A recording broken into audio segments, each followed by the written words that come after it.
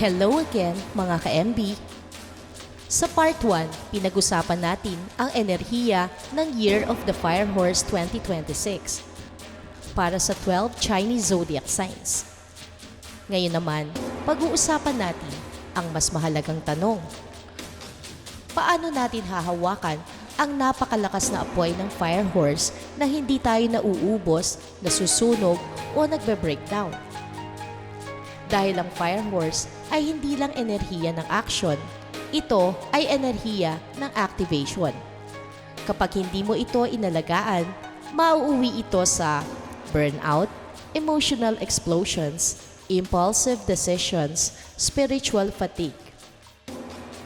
Pero kapag tama ang paghawak mo, ang Fire Horse ay magiging clarity, courage, aligned action, soul-led momentum. Huminga tayo ng malalim, ito ang gabay para sumabay sa apoy, hindi masunog dito. Tara!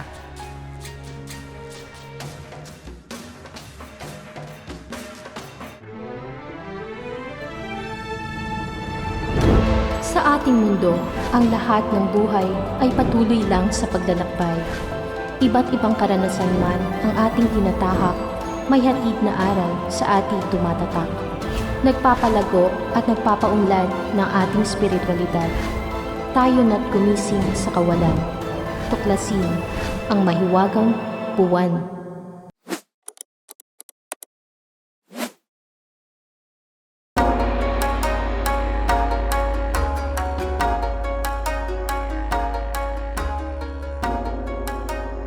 Unawain ang Fire Horse energy. Ang Fire Horse ay kombinasyon ng horse, galaw, kalayaan, momentum, independence. Ang fire, passion, transformation, ego death, truth.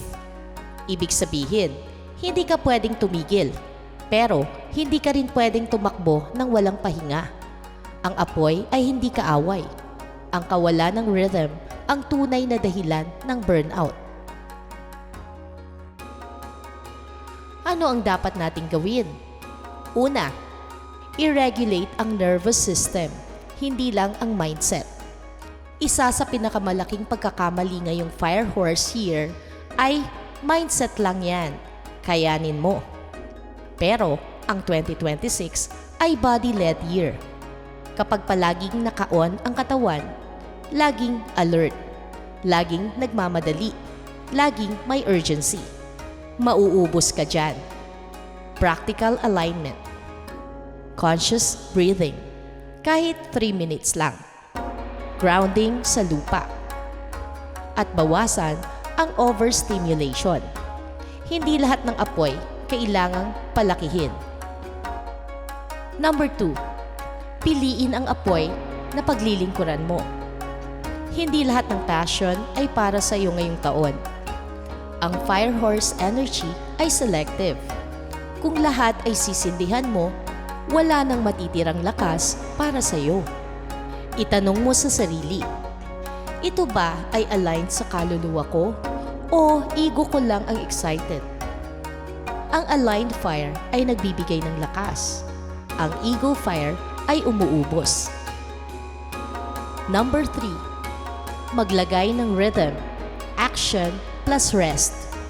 Ang horse ay tatakbo, pero kahit ang kabayo ay humihinto para uminom.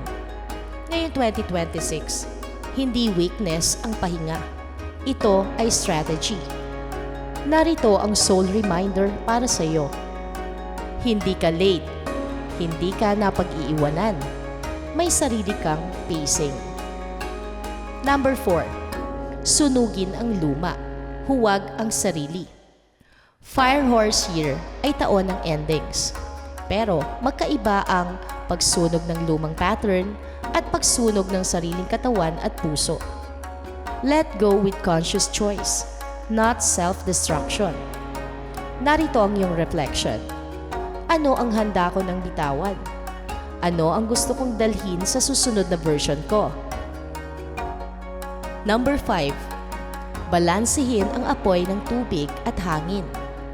Kapag masyadong mainit ang buhay, magdagdag ng tubig. Simbolo nito, ang emotion, rest, and softness. Magdagdag ng hangin.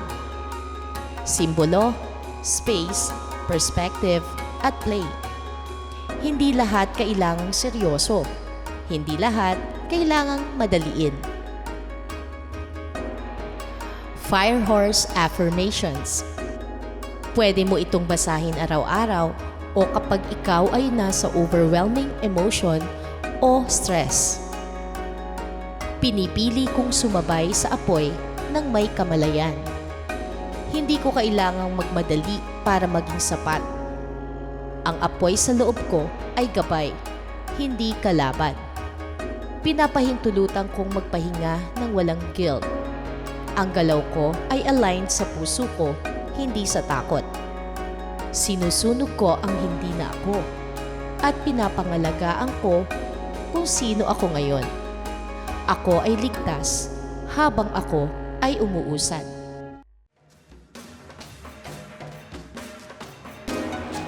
Nakarating na po tayo sa huling bahagi at narito ang aking closing message. Ang Year of the Fire Horse ay hindi tungkol sa kung gaano kakabilis. Ito ay tungkol sa kung gaano ka ka-honest sa sarili mo habang tumatakbo. Kung pagod ka, marahil hindi ka mahina. Marahil sobrang lakas mo lang. Alagaan ang apoy dahil ito ang ilaw mo sa dilim. So, yun na lamang po muna. Peace, love, and light. Thanks for watching.